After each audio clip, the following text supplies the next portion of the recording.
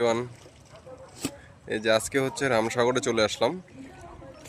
রামসাগর অনেক বড় একটা দিঘি, বড় একটা পুকুর। তো পুরোটা দেখেন সবাই, কত বড় দিঘি। হ্যাঁ, তো এটার একটা সিঁড়ি বাঁধানো আছে। সেই সিঁড়িটা হচ্ছে পুরোটাই পাথরে বাঁধানো। এটা লাইমস্টোন পাথরে বাঁধানো বেশিরভাগটাই। এটা ব্ল্যাক বেসল না, এটা কোষ্টি পাথর নয়, এটা হচ্ছে লাইমস্টোন পাথর।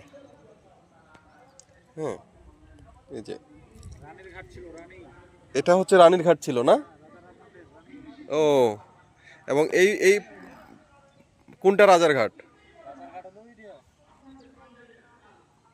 ও, এখানে আরেকটা ঘাট আছে, এটা হচ্ছে রানীর ঘাট। পিছনে মন্দির আছে এটার। এটা হচ্ছে এখনো এই পাথরগুলোতে কিছু কারুকাজ করা আছে, দেখা যায় কারুকাজগুলো। এই যে এখানে, এই যে দেখেন,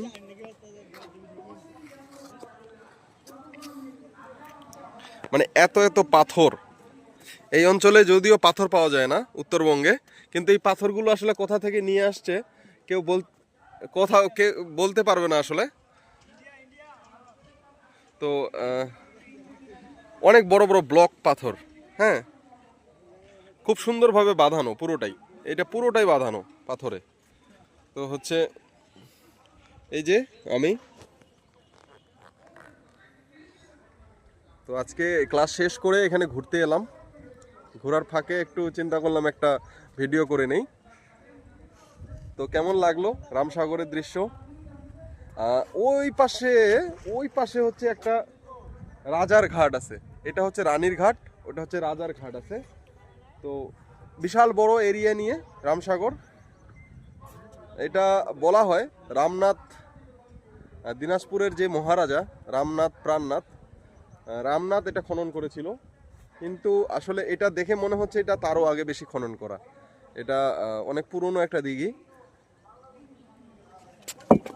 তো পরে যাচ্ছি। ধন্যবাদ সবাইকে। দেখেন আপনারা পাথরটা, মানে রামসাগরটা দেখেন কি সুন্দর, মনোরম। ধন্যবাদ সবাইকে।